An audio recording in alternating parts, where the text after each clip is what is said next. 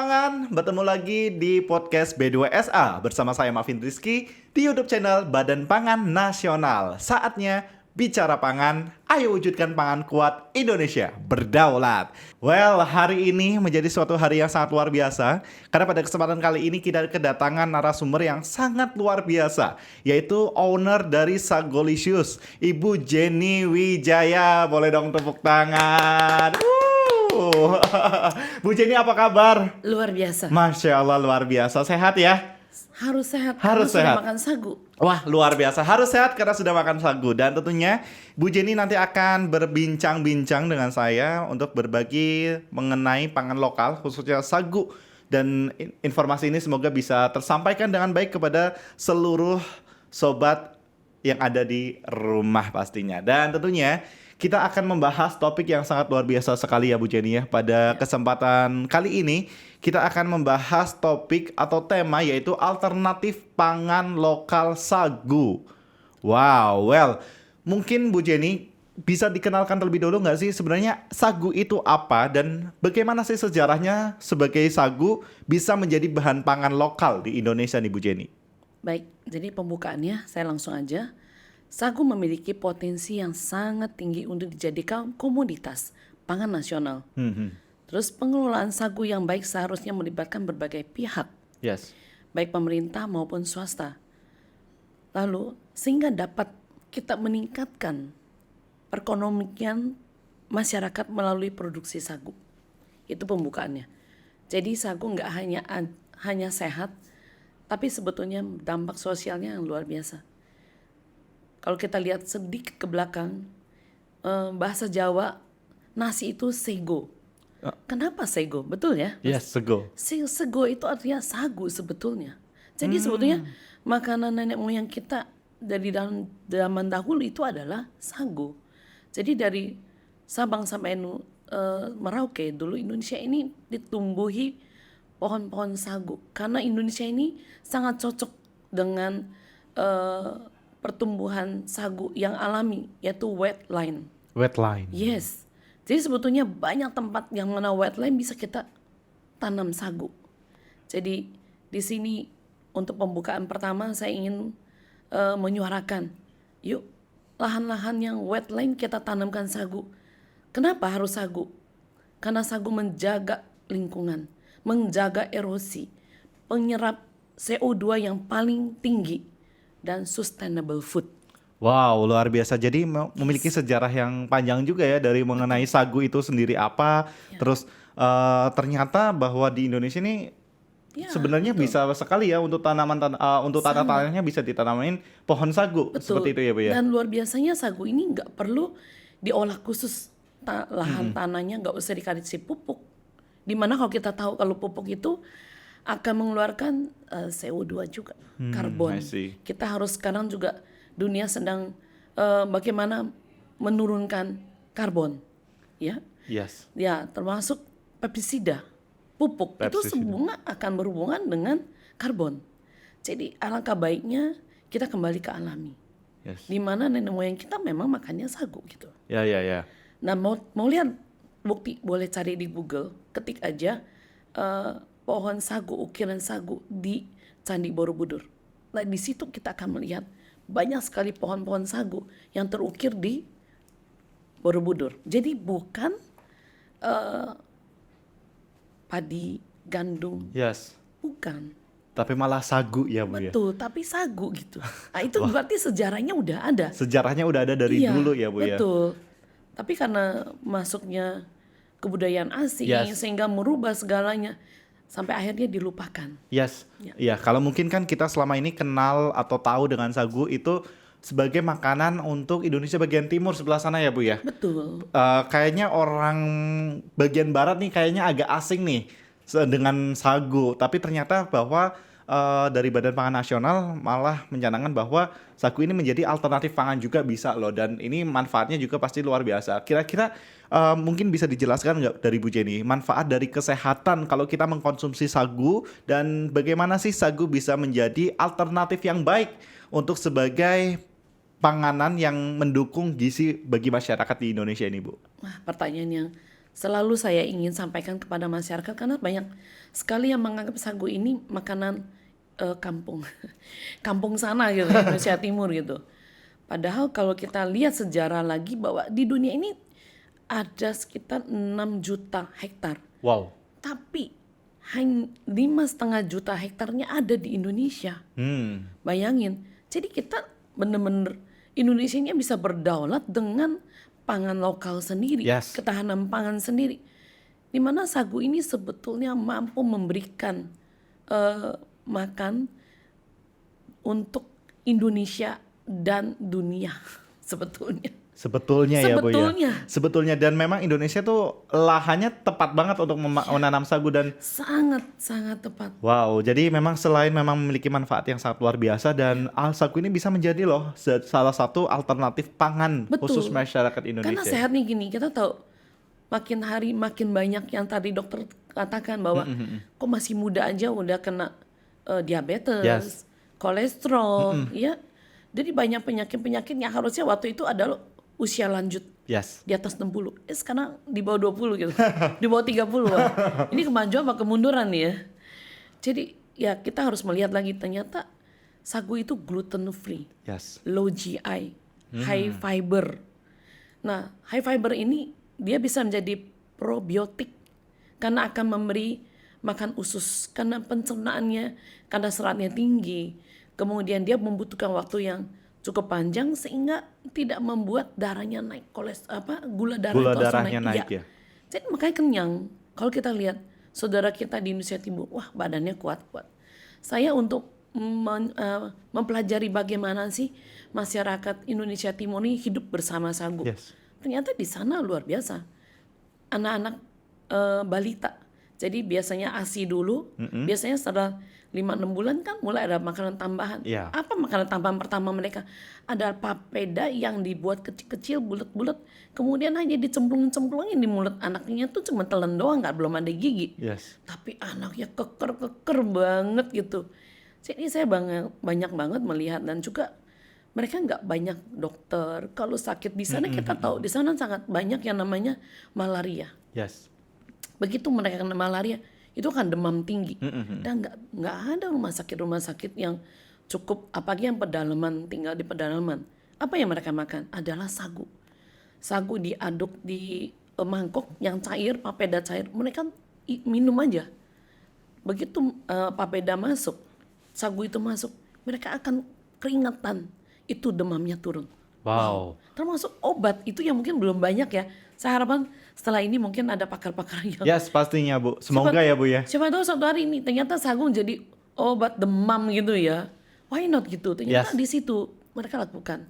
Kemudian Tidak juga menutup kemungkinan. iya, kemudian juga sangat baik untuk pencernaan. Mereka juga di sana. Kita tahu sebagian Indonesia Timur tuh mereka kuat minum nih. Minumnya kuat-kuat. Tapi mereka sehat-sehat aja tuh, nggak ada kena lambung gitu.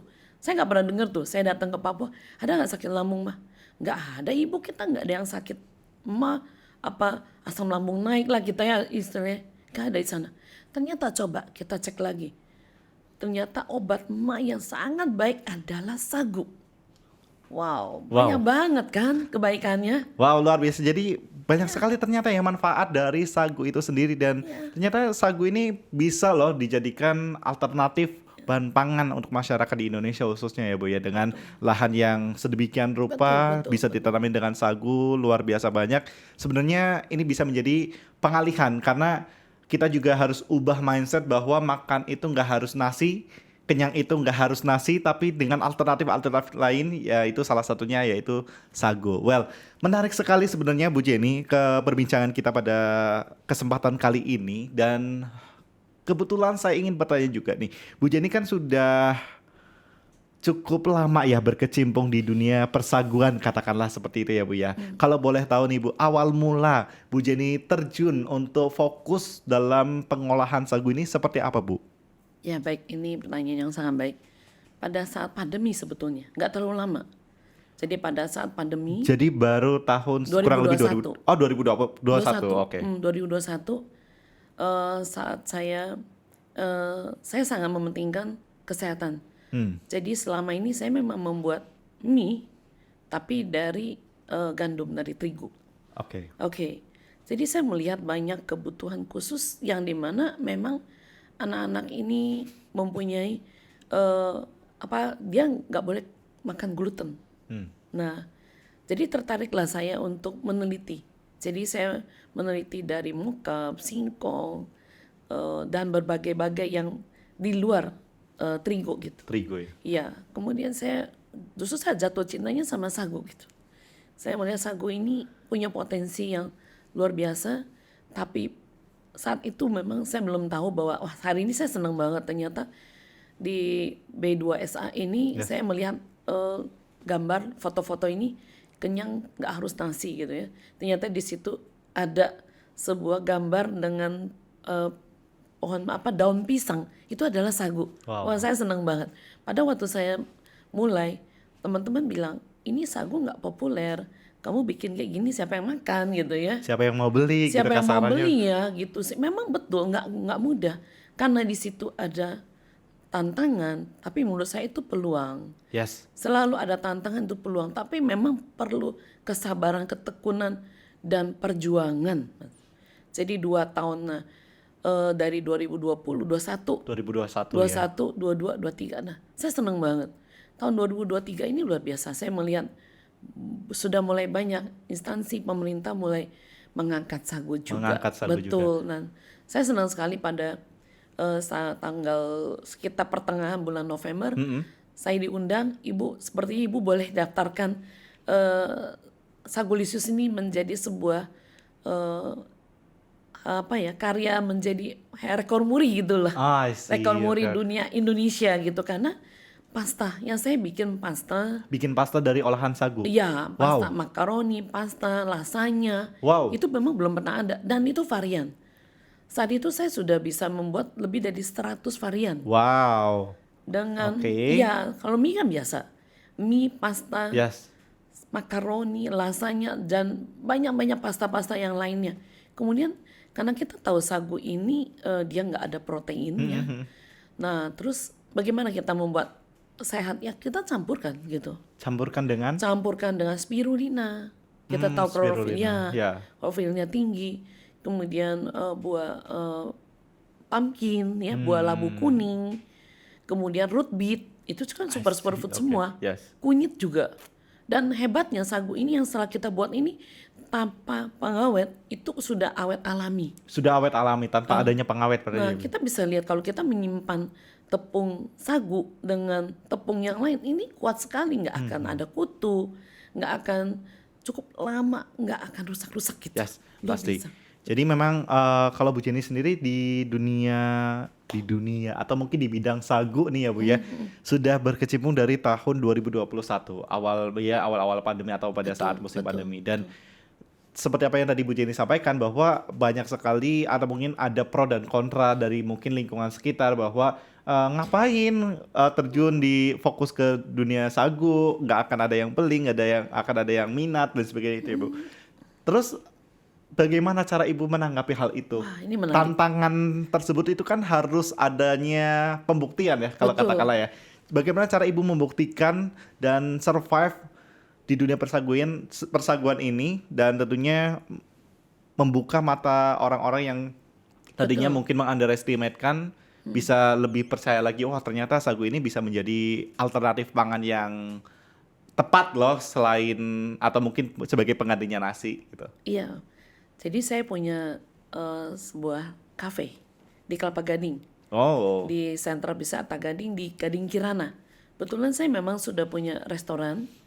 Di situ restoran yang menyajikan sebelumnya adalah mie terigu gitu Oh, mie ya. terigu. Mie biasa ya, mie terigu. Yang saya bikin langsung gitu. Tapi buat saya, nah kalau mau tahu bisa nggak sih, orang suka nggak sih, ya udah nggak apa-apa. Saat mereka memesan datang ke restoran saya buatkan 1 porsi mie sagu secara cuma-cuma. Saya bagikan. Setiap kali orang datang saya kasih. Kemudian saya ceritain. Kemudian dengan saya memakai topi Papua, kemudian saya juga di situ ada live musik. Saya menyajikan lagu-lagu Papua, lagu-lagu Indonesia Timur. Ternyata akhirnya menarik banyak pelanggan. Justru mereka tertarik dengan, oh ini unik ya kafenya ya, Sagulisius unik banget Yes. ini. Topi Papua, ada rock Papuanya. Kemudian makanannya juga rata-rata Indonesia Timur, ada rahang tuna, rahang malin. Akhirnya mereka datang itu makan papeda, terus makan mie sagu, kemudian kue tiaw goreng sagu, mie goreng sagu, kue tiaw siram sagu. Akhirnya semua persaguanku keluar. Dan akhirnya mereka dari nggak biasa, nggak kenal, dari coba-coba, lumayan enak juga ya. Coba lagi, temen bawa temen, akhirnya saya senang banget. Ternyata Sagulisius itu lebih kepada mulut ke mulut gitu. Yes. Itu berarti memang dari awalnya seperti itu ya Bu, dengan memperkenalkan. Ini menjadi suatu hal yang menarik. Jadi upaya dari Bu Jenny sendiri memperkenalkan sagu itu luar biasa ya. Struggle-nya dari mungkin kurangnya rasa percaya masyarakat atau lingkungan sekitar. Khususnya mungkin orang-orang terdekat Bu Jenny juga dulunya mungkin meng-underestimate kan kali ya. Kayak ngapain jualan sagu, ngapain fokus di sagu ini. Dan dengan upaya pertamanya membuat kafe yang ada di Gading, Gading Kirana. Gading Kirana. Ya, Kayaknya itu. saya pernah mampir karena saya ingat banget topi-topi yang seperti ini Bu, dengan nuansa-nuansa musik-musik timur. Iya, Ya, saya betul. pernah ke sana juga dan ini menjadi suatu hal yang sangat menarik dan itu menjadi upaya dari Bu Jenny memperkenalkan sagu dan untuk sebagai alternatif pangan di Indonesia, khususnya untuk masyarakat luas yang ada di Indonesia berarti ya Bu ya. Wow, luar biasa teman-teman. Bu Jenny ini sudah berkecimpung juga, terbilang baru sebenarnya 3 tahun, tapi dengan kegigihannya, ketekatannya bisa memperkenalkan sagu kepada masyarakat luas dan tentunya ini didukung oleh beberapa instansi juga ya Bu ya untuk Iya, memperkenalkan iya, sagu betul. ke masyarakat lebih luas Iya. lagi. Dan tentunya Bu Jenny seperti apa yang tadi disampaikan dan Bu Jenny kita ketahui semua bahwa Bu Jenny kan owner dari Sagulisius. Oke. Nah, Bu, yang ingin saya tanyakan adalah bagaimana sih Bu proses produksi sagu di Sagulisius itu sendiri dan ada berapa jenis menu olahan yang ada di Sagulisius Bu? Mungkin bisa sharing dengan kita semua Bu. Kreasi tanpa batas. Artinya Kreasinya tanpa batas. ya, artinya hampir setiap minggu, setiap bulan tuh pasti ada menu baru dari sagu. Sekarang kita sudah ada yang, kalau Cireng sudah biasa, churros sagu, keripik sagu. Kemudian juga minuman-minuman dari sagu. Kemudian tadi saya juga bawa namanya bolu sagu. Bolu sagu. Ya, bolu sagu. Dan saya melihat bahwa sebetulnya yang masih banyak yang saya akan kembangkan Yes. dengan sagu. Harapan saya sih makin banyak dukungan dari instansi, terutama dari Badan Pangan Nasional. Terima kasih banget. Yes. Saya dikasih kesempatan sama Pak Arief ya. Ya, jadi saya rasa nggak berjuang sendiri nih ya. Ya pastinya Bu, Ibu nggak akan pernah berjuang sendiri. Ada Badan Terima Pangan kasih. juga yang akan mendukung untuk mempromosikan sagu sebagai alternatif pangan untuk masyarakat Indonesia. Jadi memang setiap minggu bahkan mungkin setiap bulan ada inovasi-inovasi terbaru Bu dari olahannya Bu. Untuk pengolahannya seperti apa Bu? Dari sagunya, dari mungkin pohonnya terus jadi bahan yang jadi itu seperti apa Bu? Jadi saya punya beberapa binaan di Papua, termasuk topi-topi ini juga saya bina. Saya berikan ini, kemudian saya beli, kirim ke Jakarta, saya bagi-bagikan dan sebagian memang dijual untuk membantu mama di Papua. Termasuk sagu-sagu ini juga dari Papua. Jadi saya bilang, setiap porsi yang kita makan, itu kita telah membantu saudara kita di Indonesia Timur. Pengolahannya itu dari tepung, kemudian tepung-tepung dari Papua itu yang masih, karena masih ada yang basah, saya olah lagi. Saya olah lagi menjadi yang higienis gitu ya. Kemudian saya jadikan mie, pasta dengan campuran-campuran semua dari bahan-bahan alami. Dari buah-buahan, sayur-sayuran, rempah. Jadi saya akan terus berbagi dan saya senang sekali ternyata Indonesia baru mulai. Ternyata di Jepang tanggal 7 Juli itu ada simposium sagu internasional yang ke-14 di Tokyo. Wow. Nah, saya bersyukur bahwa Sagulisius ini pasta satu-satunya yang diundang ke Jepang. Ke Jepang? Yes. Bulan Juli, tanggal 7 Juli 7 Juli 2023. Betul. Wow. Berapa bulan, 2-3 bulan yang lalu. Jadi surprise juga bahwa ternyata di sana mereka sudah lebih dulu melihat produk Sagulisius. Dan saya sempat ingat ada orang Jepang datang di tempat saya, dia borong sampai berapa ratus kilo, ternyata dikirim ke Jepang. diteliti di Universitas Nagoya. Dan saat saya pergi saya dikasih lihat, wow, ini hasil tesnya bagus sekali gitu ya. Jadi saya mendapat sebuah ini sanggup nggak menyiapkan yang sesuai kriteria SOP-nya ya untuk diekspor ke Jepang. Tentu itu cita-cita saya butuh waktu untuk membuat sampai bisa lolos untuk ekspor ke Jepang. Itu PR dan tantangan saya. Dia harus saya bisa. Mudah-mudahan dibantu dengan berbagai instansi. Yes. Sagu bisa go to internasional. Pastinya Bu, kita insya Allah siap mendukung ya, untuk semua masyarakat Indonesia juga siap mendukung untuk menjadikan sagu bisa go internasional lagi Ya, Bu. Wow, luar biasa. Jadi dengan perjalanan yang sudah cukup panjang sampai akhirnya di tanggal 7 Juli 2023 ini bahkan berkesempatan untuk datang langsung ke Jepang sana ya Bu ya. Diundang, Wow, semua luar diundang. biasa. Baik, dengan inovasi-inovasi yang sudah Ibu lakukan sejauh ini, dari pengolahannya, dari bentuk-bentuknya, dari mungkin rasanya, ada juga rasanya Ibu. Bagaimana Bu reaksi atau tanggapan dari para masyarakat yang melihat produk-produk tersebut Bu? Wah, ini pertanyaan bagus. Bulan ini ya, baru lalu yaitu ada Trade Expo. Oh, Trade Expo. Iya, kebetulan saya ke sana ternyata di situ kan internasional. Yes, skalanya. Wow, saya dapat banget banyak nih calon buyer. Kenapa saya sebutkan calon? Karena masih proses, masih banyak persyaratan untuk ekspor. Jadi ininya ada dari Korea. Wow, mereka antusias banget. Karena mereka tahu ini sagu ini gitu loh, sagu di hutan ya. Kita memberi edukasi. Jadi nggak cuma orang Indonesia ya, tapi internasional kita edukasi juga. Yes. Dan Thailand, kemudian China juga. Wah, mereka melihat sesuatu banget ya, bahwa sagu ini buat mereka ini harganya pasti mahal nih. Karena pohonnya harus tumbuh 10 tahun gitu. Nah, mereka anggap bahwa 10 tahun, 15 belasan tahun, itu seperti ginseng gitu. Kalau ginseng alam, makin tua, makin lama, makin mahal, makin berkhasiat. Nah, yang selama kita makan ini kan yang panennya cepat, hanya bulanan. Kemudian banyak yang sudah GNO, sudah direkayasa katanya. Ini alam banget nih, ini sesuatu banget gitu. Jadi saya juga mendapat pencerahan bahwa wah ini ada market baru nih. Tapi saya harus bisa naikin produksinya dan juga memenuhi syarat untuk ekspor. Wow, jadi teman-teman yang sudah mendengarkan tadi bahwa ternyata respon dari masyarakat ini sangat luar biasa ya, khususnya kemarin dengan adanya pasar dagang internasional juga ikut turut terlibat dan tidak hanya masyarakat lokal aja ya, tapi mengundang buyer-buyer dari internasional tertarik dengan sagu yang diolah dari Bu Jenny ini. Wow, luar biasa ini. Semoga bisa lah untuk segera go internasional, tapi berarti harus siap juga Bu untuk produksinya harus lebih ekstra berarti ya. Baik.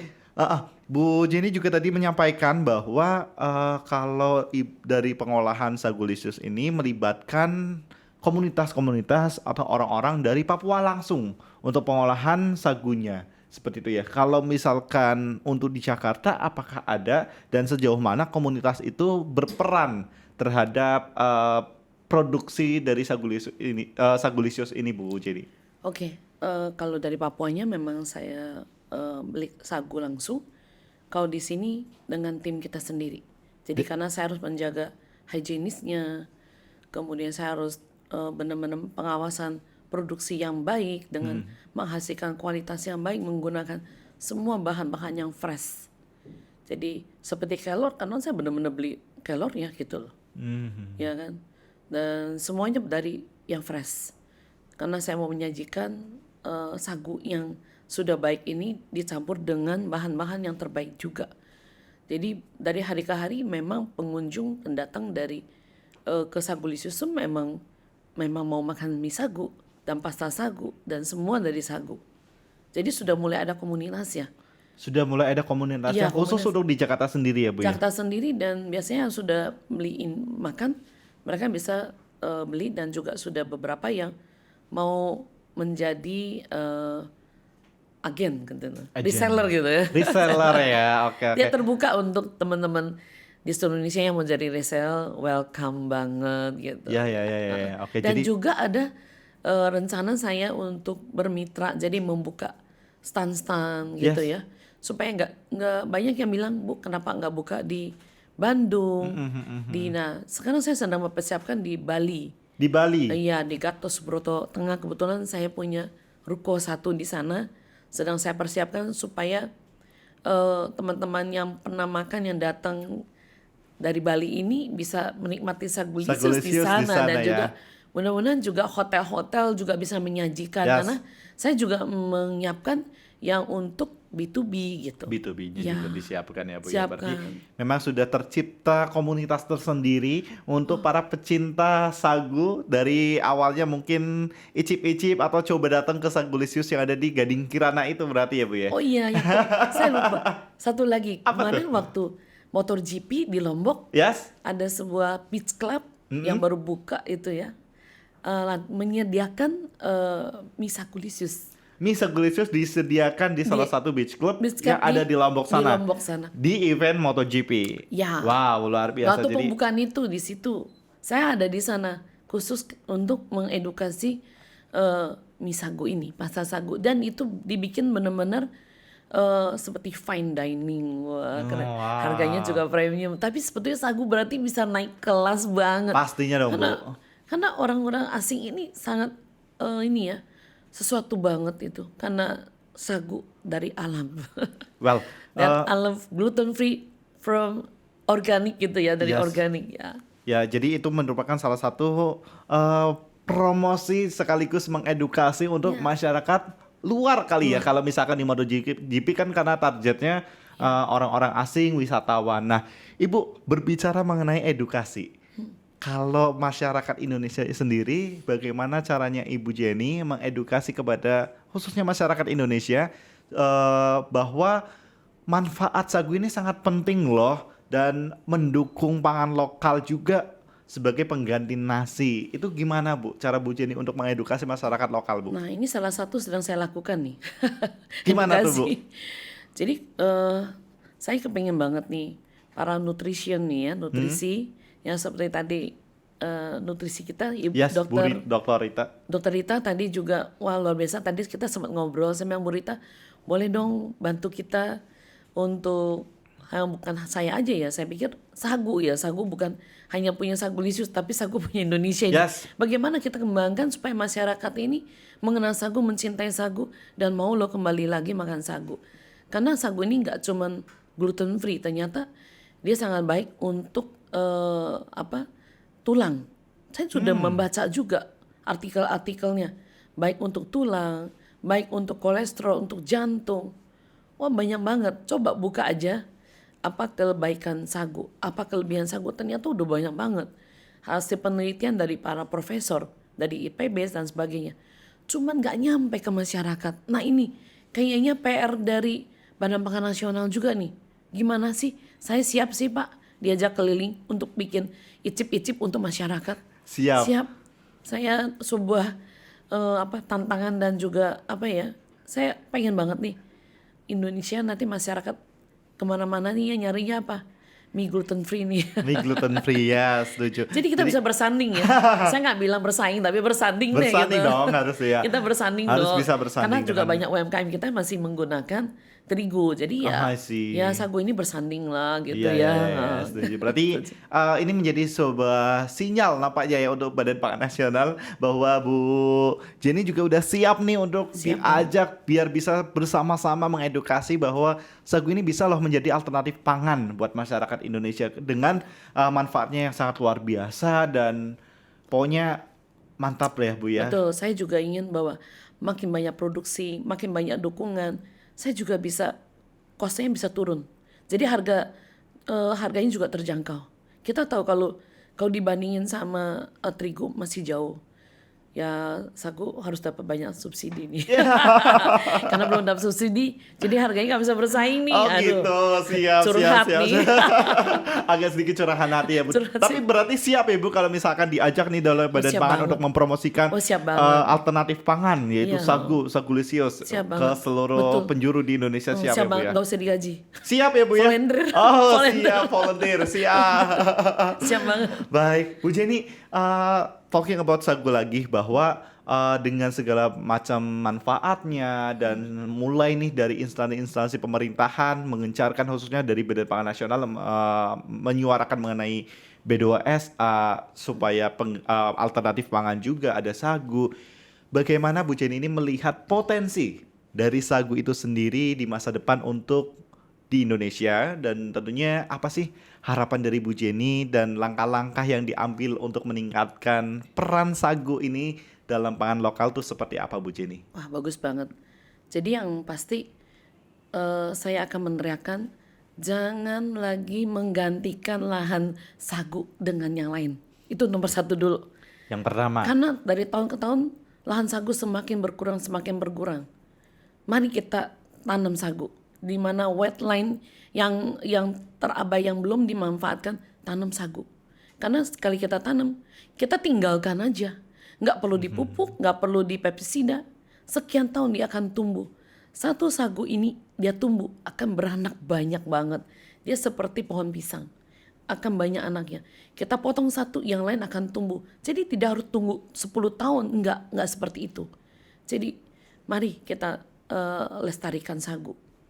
Yang terus kedua itu, ayo dong, mari banyak instansi, misalnya dari Kementerian Pariwisata, bikin dong bahwa hotel-hotel harus menyediakan sagu dong. yes. Apapun itu, mau dari kuenya, dari minumannya, dari cemilannya, apapun itu, ayo sagu dong gitu.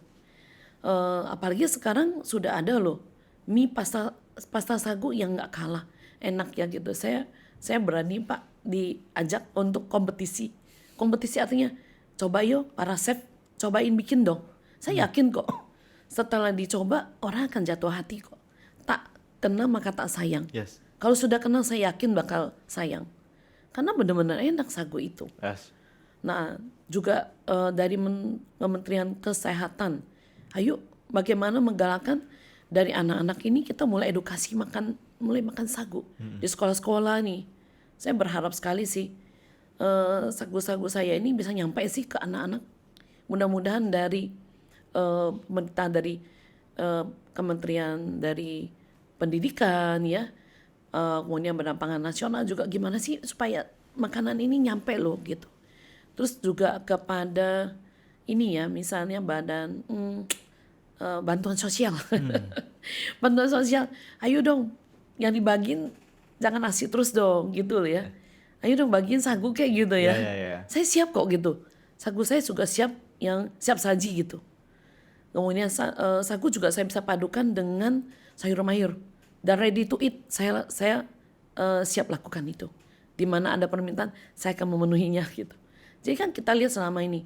Dan juga misalnya, ayo dong dari instansi dari Angkatan Darat, Angkatan Udara, Angkatan Laut, ransum, ayo dong sebagian ganti sagu kayak gitu loh.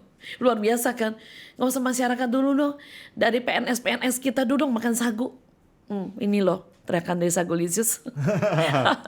Ayo dong dari PNS, apalagi dari ini ya. Nah, dari siapa dulu? Ya dari kita dulu. Yes. Kalau kita sudah, jadi nggak cuman nggak cuman slogan, tapi benar-benar direalisasikan. Baik. Gitu.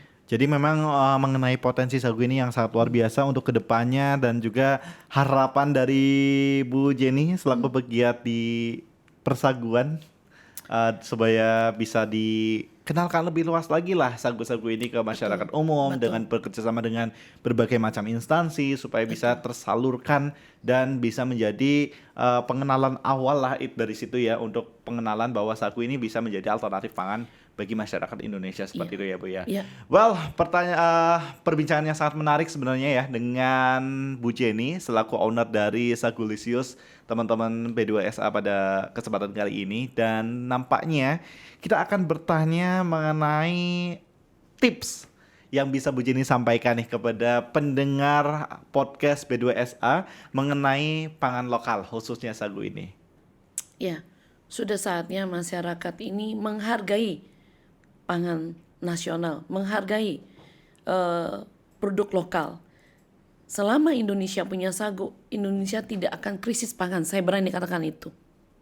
Karena ini adalah badan apa ya, lumbung lumbung pangan nasional ada di hutan kita Yes. gitu loh. Jadi lindungilah. Jadi biasakanlah masyarakat. Saya percaya kalau semakin hari masyarakat akan sadar bahwa jangan ada istilah nggak makan nasi serasa belum makan. Betul. Iya, coba deh. Mungkin kalau tanya saya, udah berapa lama sih nggak makan nasi? Kayaknya udah setahun deh. Benar, Bu. Tahunan deh. Ya, saya makan nasi tuh kalau pas lagi diundang di luar nggak ada sagu, syarat ajalah 1 sendok gitu, selebihnya sayur. Selebihnya Saya nggak banyak makan. kan sayur-sayurnya Bu ya. Nggak makan. Jadi memang harapan besar Ya, harapan- dari Bu Jenny bahwa semua masyarakat, semua instansi juga mendukung pangan lokal dengan memperkenalkan salah satunya sagu sebagai alternatif pangan lokal untuk masyarakat yang ada di Indonesia ya. Bu Jenny, thank you so much ya. Terima kasih sudah berkenan hadir di podcast pada kesempatan kali ini dan juga memberikan informasi tentang alternatif pangan lokal sagu. Dan tentunya perbincangan yang cukup menarik dan mempunyai isi pembahasan yang banyak nilai edukasi pada kesempatan kali ini. Sekali lagi aku ucapin terima kasih buat Bu Jenny. Dan baik Sobat Pangan, jangan lupa selalu ikuti podcast B2SA dengan subscribe, like, and share untuk mendapatkan pembahasan menarik di setiap episodenya. Dan tentunya saya Marvin Rizky, mohon pamit undur diri dan sampai jumpa. Salam B2SA, beragam, bergizi seimbang, dan aman habiskan. Boleh kita sama-sama kali ya sama Bu Jenny ya? Iya. Kalau misalkan aku bilang salam B2SA, makan enak, makan sehat, makan B2SA, habiskan. Dan tentunya Sobat Podcast B2SA, salam B2SA, makan enak, makan sehat, makan B2SA, habiskan. Saya Marvin Rizky, pamit undur diri. Terima kasih, sampai jumpa. Saya Jenny dari Sagurisius, sampai jumpa. Thank you.